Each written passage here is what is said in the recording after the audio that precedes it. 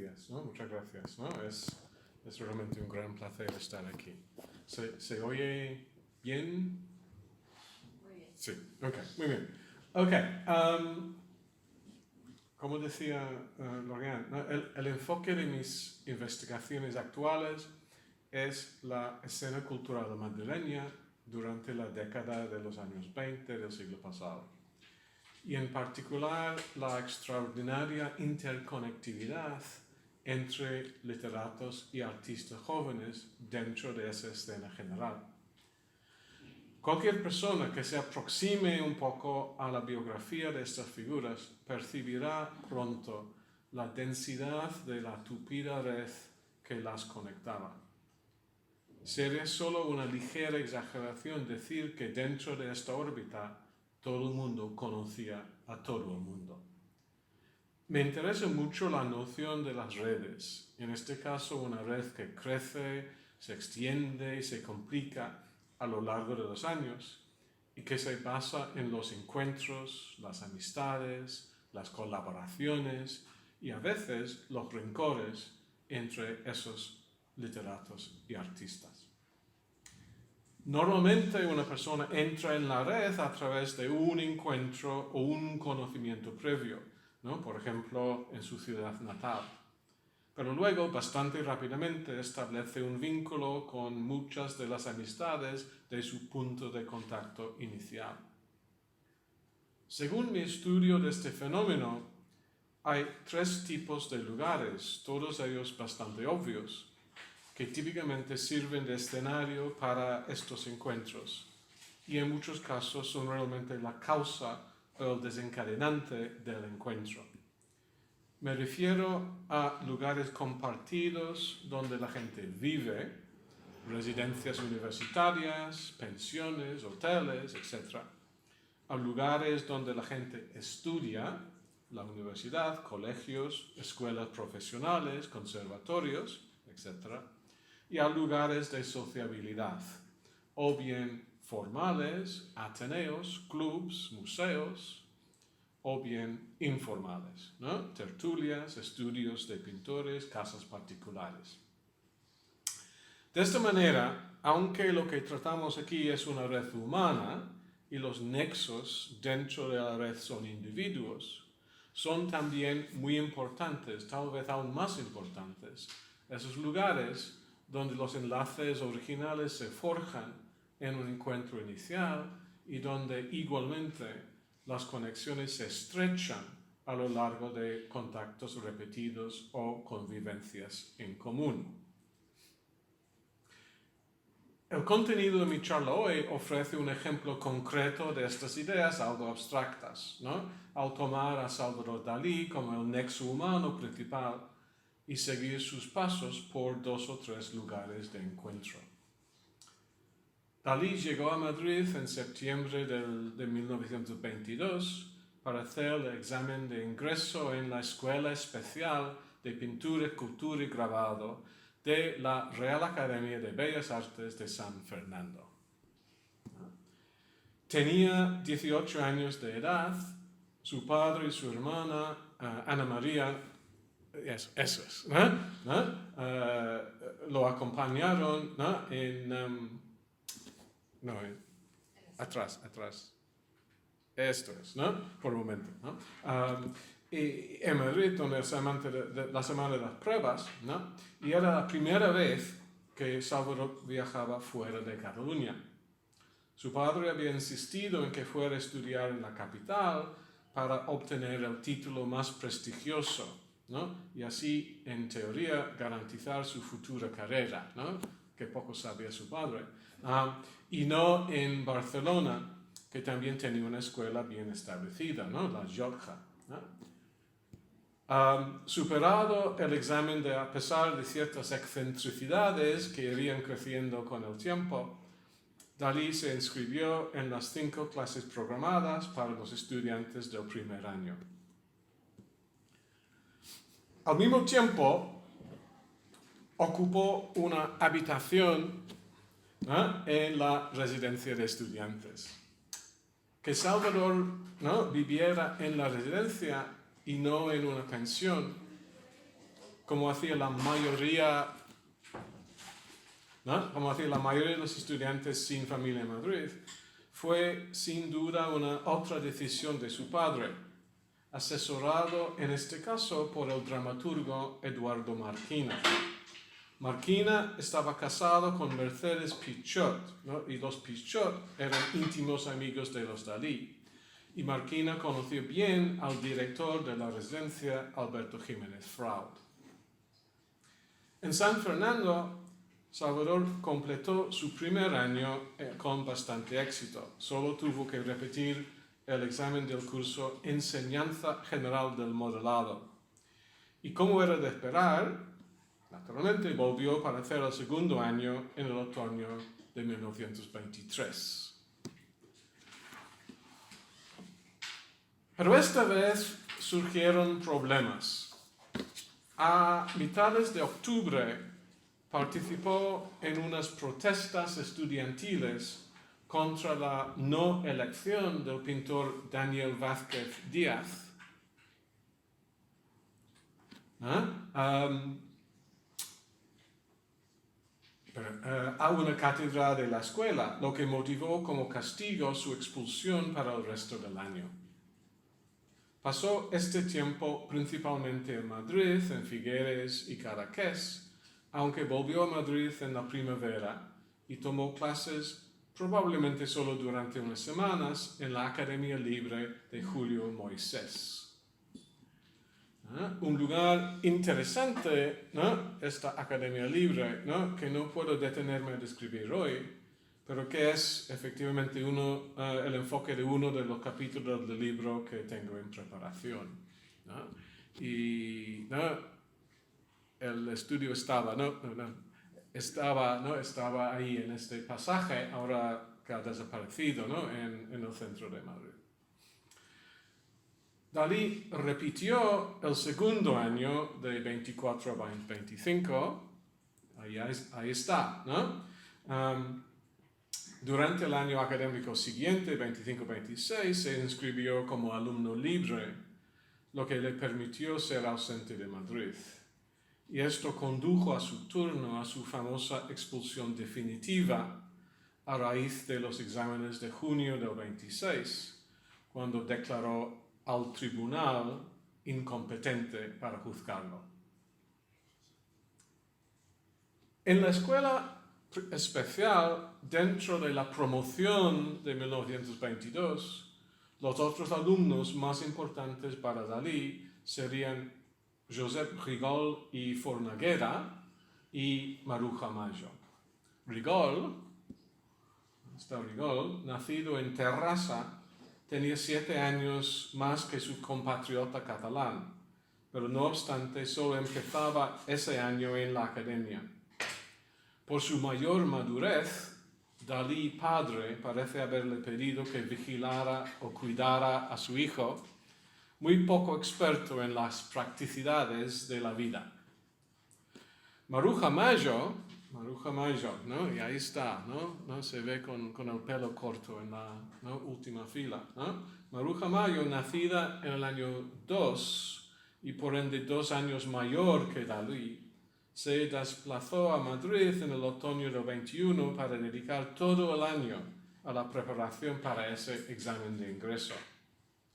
Cuando ella llegó a la escuela en octubre de 22, resultó que era la única mujer admitida dentro de esa promoción, aunque había varias otras en años más avanzados, ¿no? Y un dato curioso, el anuario estadístico gubernamental apunta 13 alumnas inscritas en la escuela especial entre un total de 100 estudiantes, ¿no? 13 sobre 100. Los tres, Dalí, Rigol, Mayo, siguieron las mismas clases y a pesar de la reticencia o timidez de Dalí en aquella época, dentro de algunas semanas se hicieron amigos. Según recordó Mayo, cito, un día lo encontré en clase con una gran boina negra y enseguida quiso ser amigo mío. Me empezó a hablar de Picasso, porque tenía la obsesión de Picasso. Juntos, los dos iban a menudo a visitar el Museo del Prado. En los años inmediatamente posteriores, llegaron a la escuela otros alumnos que se destacarían de alguna manera u otra dentro del contexto que hemos establecido. En el año 23 ingresó el futuro escultor Cristino Maggio, hermano menor de Maruja y, hay que decir, menos atrevido, ¿no?, que su hermana. En el verano del 26, Cristino fue testigo presencial del enfrentamiento de Dalí con el Tribunal de Profesores. Y según Cristino, Dalí se empeñó en que él y varios otros estudiantes le acompañasen al examen, pagándoles a cada uno un duro por la molestia, para disponer, se supone, de un público para su actuación, tribunal incompetente, ¿no?, ya prevista. Igualmente, en el año 23 llegó el también futuro escultor Emilio Aladrén, que tiene que haber conocido a García Lorca a través de Dalí. Existe un testimonio de Maggio que alega que Aladrén fue durante un periodo novio suyo, o que por lo menos la cortejaba, pero luego, y cito de nuevo, Federico me lo quitó. En el mismo año, 23, entraron en la escuela también el pintor Alfredo Ponce de León, autor del conocido lienzo Autorretrato Accidente, y futuro marido de Margarita Manso. Ya hablaremos de ella en un momento, ¿no? Y el cubano Wilfredo Lam, que en 24 asistiría también con Dalí y Maruja a las clases de esa Academia Libre de Julio Moisés. En el otoño del 24 se inscribió Margarita Manso, 6 años menor que Maruja, pero que se convertiría muy pronto en una de sus amigas más íntimas. Mucho más comentado y mejor documentado es el vínculo de Dalí con la residencia de estudiantes. Curiosamente, entre los centenares de residentes que perseguían una amplia gama de carreras, derecho, arquitectura, medicina, farmacología, ciencias, ingeniería, filosofía y letras, en los archivos de la residencia solo encontramos 2 artistas, ¿no?, en todos estos años, 2 artistas, Dalí y Paulino Vicente. Vicente, que no debe confundirse con los hermanos pintores Esteban y Eduardo Vicente, no es pariente suyo, que nunca vivieron en la residencia. Vicente estuvo inscrito en la escuela especial en 19 a 20 y de nuevo tras el servicio militar a partir del año del 23, así que coincide. Pero su nombre nunca aflora en los testimonios de la época, indicando que debe de haber pertenecido a otros círculos de amigos y tenido otras preocupaciones. Todo el mundo sabe los detalles de la llegada de Dalí a la residencia. Las primeras semanas que pasó más o menos encerrado en su habitación, trabajando, cuando no estaba en la escuela o visitando un museo. Su descubrimiento por José, es decir, Pepín Bello y Luz Buñuel, que lo incorporaron dentro de su grupo, o mejor dicho, su camarilla. Ese otoño, Lorca no estaba en Madrid, puesto que su padre lo había retenido en Granada, insistiendo en que terminara su licenciatura en Derecho, ¿no?, Lorca abogado, ¿no?, antes de permitirle volver a la capital. Regreso que solo se efectuó en febrero del 23, fecha que representa por consiguiente el momento de su primer encuentro con el joven catalán. La otra mitad de esta historia tiene que ver con el pintor uruguayo Rafael Barradas. Pasó tiempo en Barcelona en 1914, estuvo en Zaragoza entre el 15 y el 16 y luego volvió a Barcelona.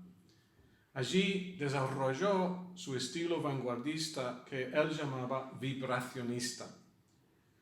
En términos simplificados, una combinación de elementos derivados del cubismo y del futurismo.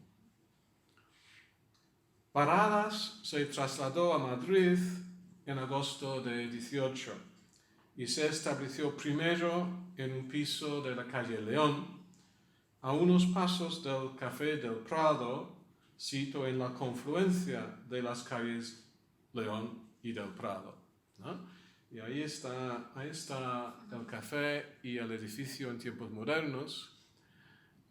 La ventana se ha convertido en puerta, ¿no? Pero los hierros de los balcones son absolutamente iguales, ¿no? Mientras que la tertulia del Café Pombo de Ramón Gómez de la Serna es cronológicamente la primera donde reinó un espíritu vanguardista. Y mientras que asociamos estrechamente los primeros pasos del ultraísmo con la tertulia de Rafael Cansinos Asens en el Café Colonial, habría que recordar que había otras tertulias y otros cafés donde se congregaban jóvenes con anhelos de renovación y experimentación. Uno de estos fue el Café de Platerías, situado en la calle Mayor y dando también en la Plaza de los Herradores. Otro fue el aludido Café del Prado. No sabemos exactamente cuándo ni cómo se formó aquí la tertulia que nos interesa. Parece que fue en el 18 o 19, con la asistencia de varios jóvenes más o menos cercanos al ultraísmo. Tampoco queda del todo claro si fue Barradas realmente el instigador de la tertulia o si se agregó a un grupo ya en funciones. Lo que sí está documentado es la identidad de varios otros asistentes a la tertulia. Los ultraístas César González Ruano, Eliodoro Puche y Guillermo de Torre, y los allegados al movimiento Juan Chabás, Juan Gutiérrez Gili y Luis Buñuel. Es de suponer que fuese allí que Barradas y Buñuel se conocieron por primera vez. De todas maneras, Guillermo de Torre indica que fue Buñuel, o tal vez algún otro ultraísta, el que trajo a Lorca a la tertulia, ¿no? La tertulia del Café del Prado. Que este fuera o no el primer encuentro entre Federico y Barradas dependería de la fecha de la visita, puesto que hay otro posible enlace, ¿no? Puesto que a principios del año 20, Barradas trabajó en el decorado y los trajes para el montaje de El Maleficio de la Mariposa en el Teatro Eslava, regentado por Gregorio Martínez Sierra.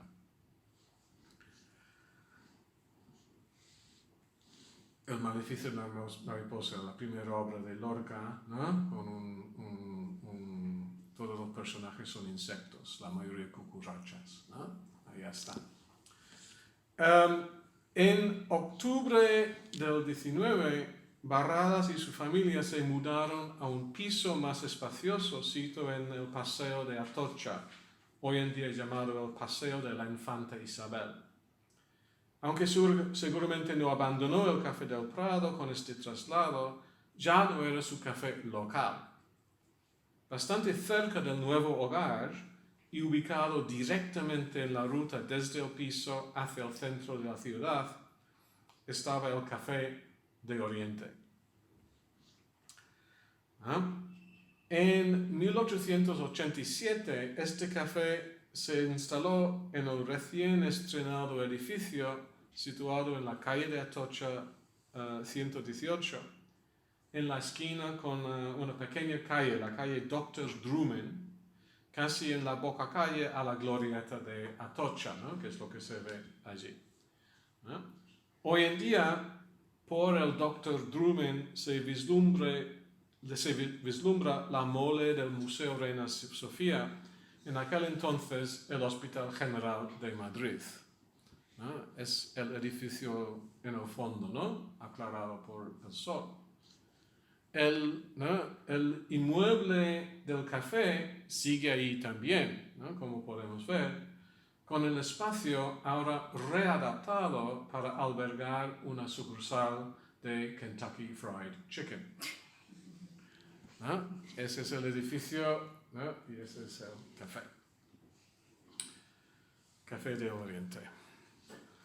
Cuando todavía estaba viviendo en Barcelona, se reconoció en Barradas una gran afición por pasar mucho tiempo en los cafés y también por ingerir grandes cantidades de su producto epónimo.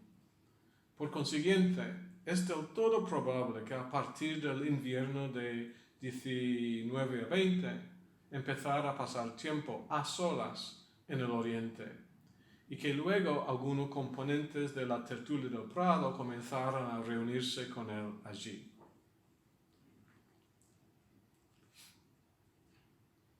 Entre estos, los más importantes para nuestros propósitos presentes son Gutiérrez Gili, Buñuel y Lorca.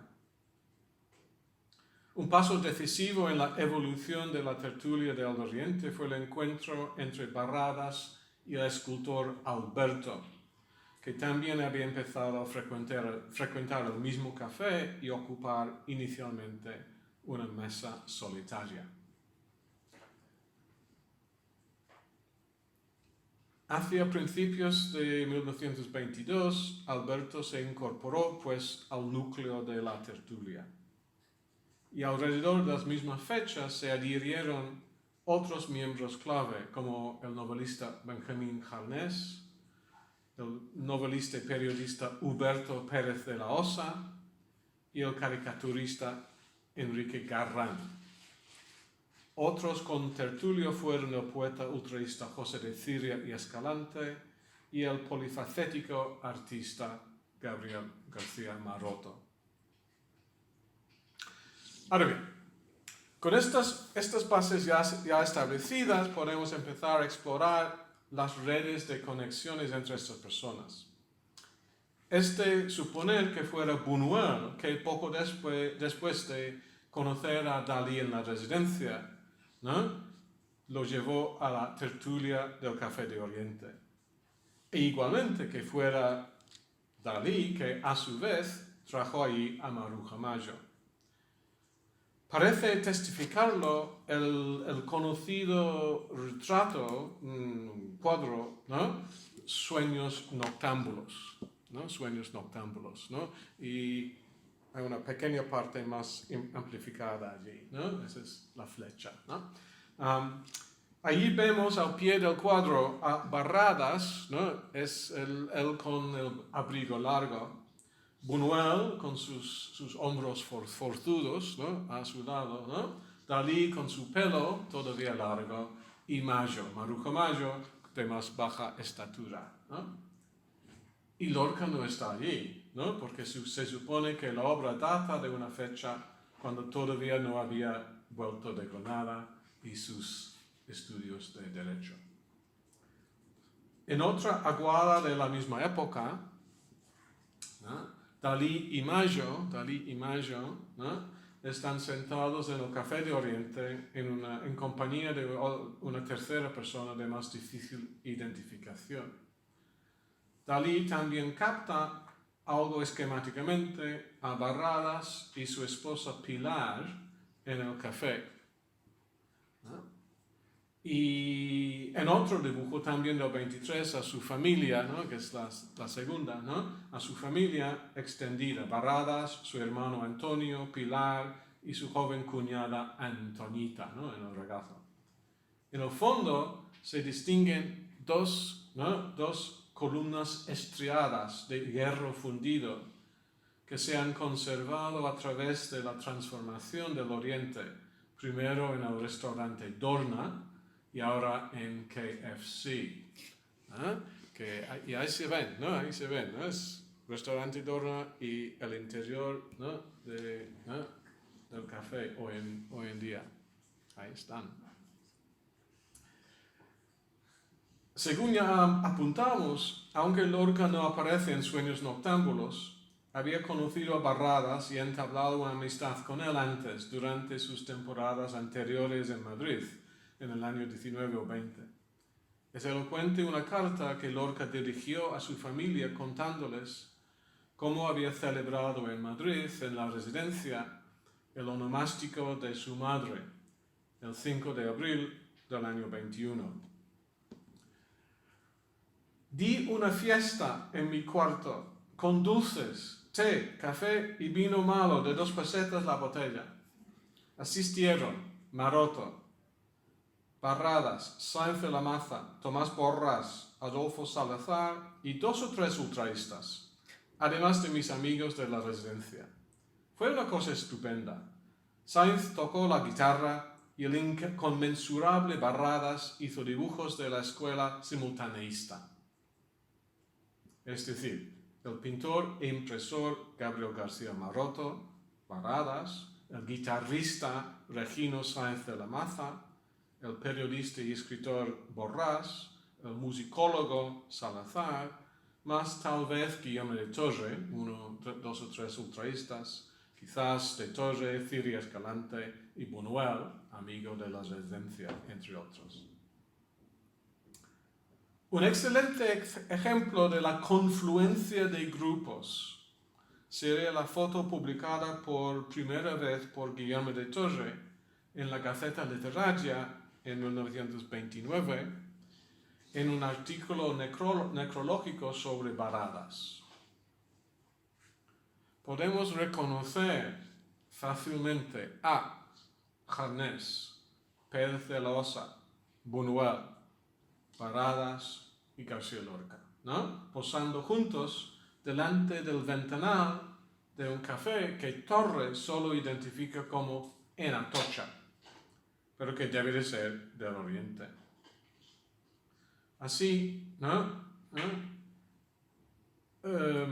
Se juntan 2 figuras, ¿no? Dentro de la misma foto, ¿no? Se juntan 2 figuras que se identifican fuertemente con la tertulia del café, Harnés y Barradas. 2 que se asocian de modo igualmente fuerte con la residencia, Lorca y Buñuel, ¿no? Y luego Barrada como el entronque, ¿no? el amigo en común, ¿no? Entre, ¿no? Estos grupos solapados. El fondo de las otras 2, no, bueno, hay ahora 3, ¿no? 3 fotos reproducidas aquí, con los paneles cuadrados, ¿no? Se ve, si uno mira el fondo, ¿no? Siempre hay, ¿no? Lo que parece una puerta, ¿no? Con, ¿no? Paneles cuadrados, ¿no? El fondo es igual, la diferencia siendo que las puertas o contraventanas están abiertas en el primer caso y ahora cerradas. Es decir, esas fotos se tomaron en el mismo lugar. Otra vez, los retratados son miembros de la tertulia, hecho que, ¿no? Parece garantizar la identificación del lugar como el Café de Oriente. Si nos fijamos en el atuendo de Lorca, ¿no? Lorca sentado ahí, sobre todo su sombrero y su corbata, nos recuerdan el dibujo acuarela que Barradas hizo de él y el óleo que hizo de él en compañía de García Maroto, ¿no? Ahí están, ¿no? Maroto más alto, ¿no? Pero si hacemos el cotejo es notable, ¿no? El dibujo, ¿no? El dibujo está dedicado, el dibujo que es, si seguimos, ¿no? El dibujo es, ¿no? Que parece ser como un esbozo, ¿no? De preparación. El dibujo está dedicado por Barradas a José de Ciri Escalante, pero curiosamente al fondo, ¿no? Abajo, ¿no? Lleva las firmas no solo del artista, sino también de Maroto, de Lorca, Federico G. Lorca, ¿no? Forma temprana de su firma, y Juan Gutiérrez Gili, ¿no? Así que siempre tenemos las mismas personas, ¿no? Circulando, ¿no? Por aquí.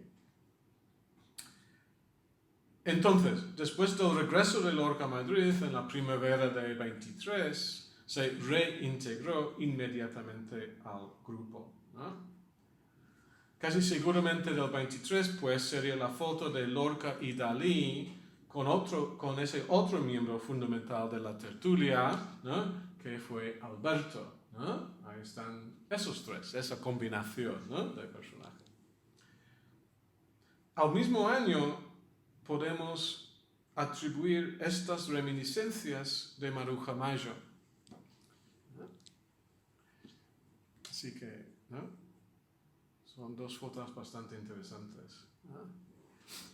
En el momento de ser estudiante de Bellas Artes, conocí a Salvador Dalí, que inmediatamente trajo a Federico para que me conociera, ¿no? Así que en la escuela especial. Y me introdujeron en la residencia de estudiantes, donde también habitaba Luis Buñuel. Ahí nos reuníamos con frecuencia para celebrar nuestros ritos o juergas líricas, ¿no? Eso es lo que dice. Federico guardaba el interior de su armario un gran frutero pleno de limones rociados con azucarillos. Entregándome uno de ellos, me comunicó que ya pertenecía a la cofradía de la perdiz. El detalle específico es muy evocador, ¿no? Aunque por los reglamentos de la casa, la residencia, si Maruja realmente llegó a la habitación de Lorca, tiene que haber sido más bien clandestinamente. De todas maneras, la actividad principal de dicha cofradía, modesto antecesor de la Orden de Toledo de Buñuel, consistía en reunirse en un restaurante los sábados por la noche para comer perdiz escabechada.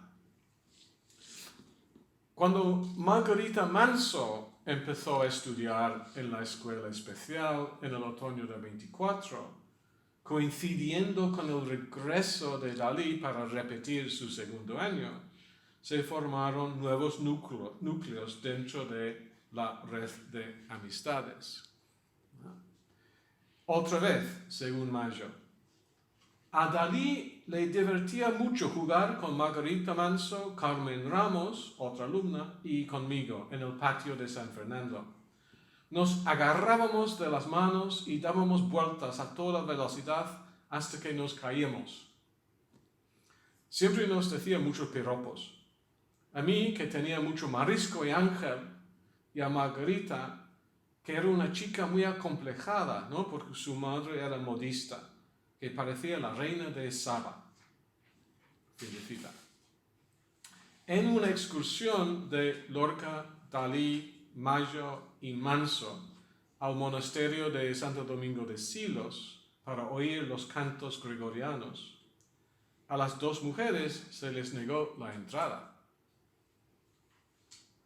Problema que resolvimos prontamente, utilizando las chaquetas de Salvador y Federico, usándolas como pantalones.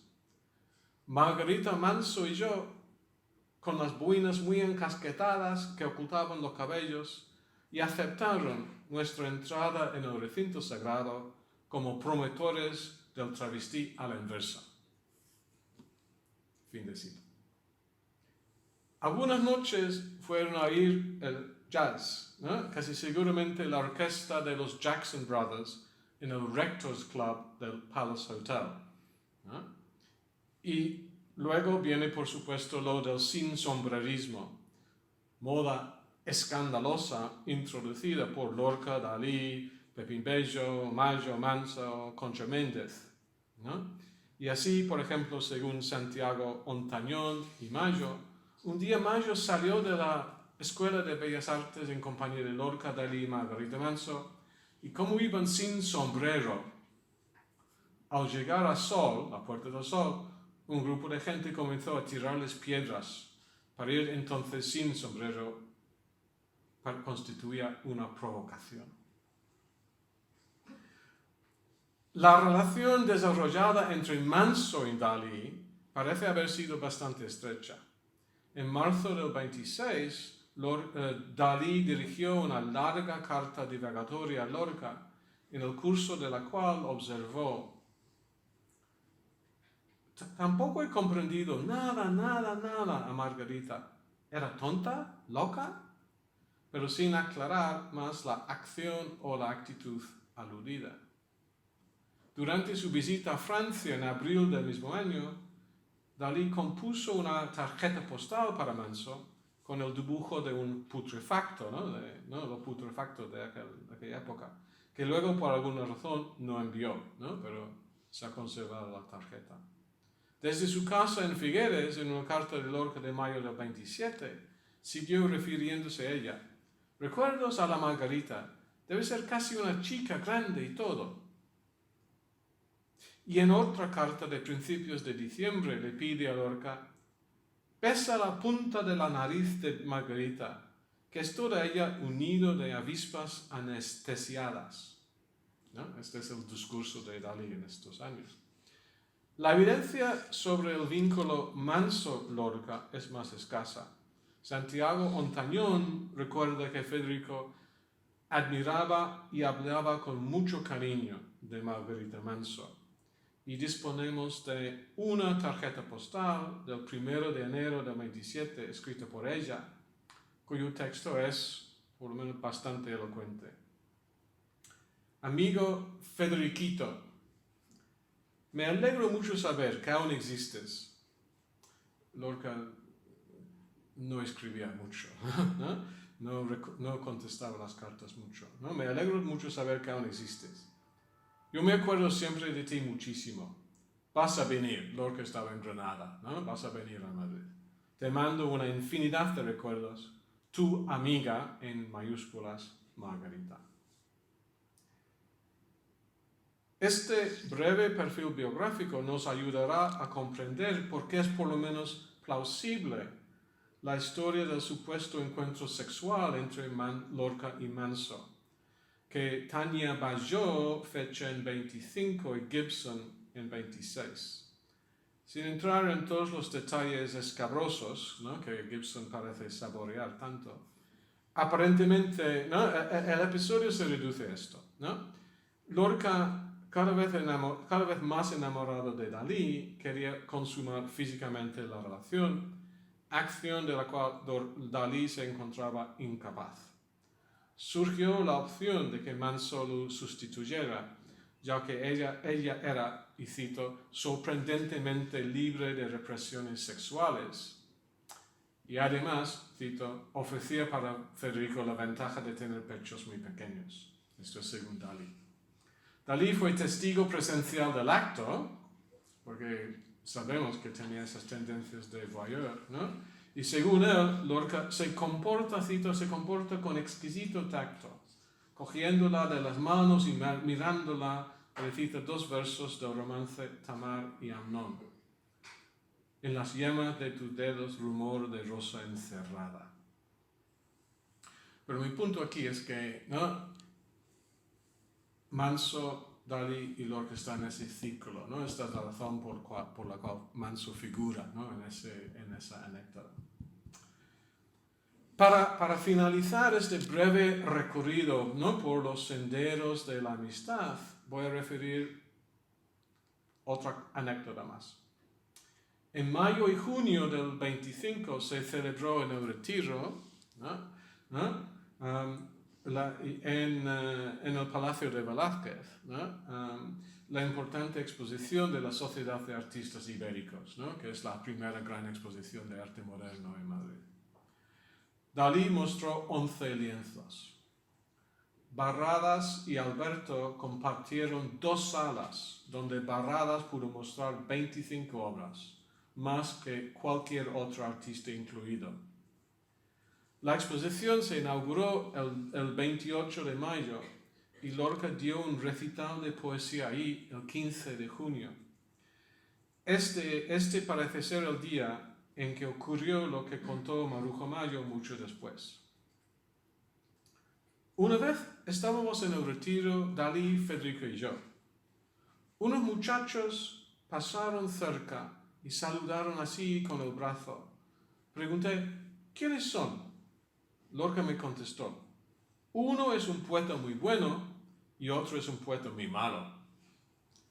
Eran Alberte e Hinojosa, José María Hinojosa, el poeta malagueño.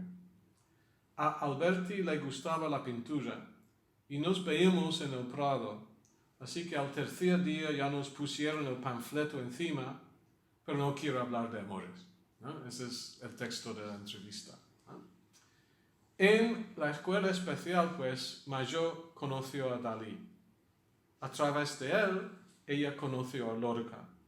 Y a través de ambos, ella conoció a Rafael Alberti.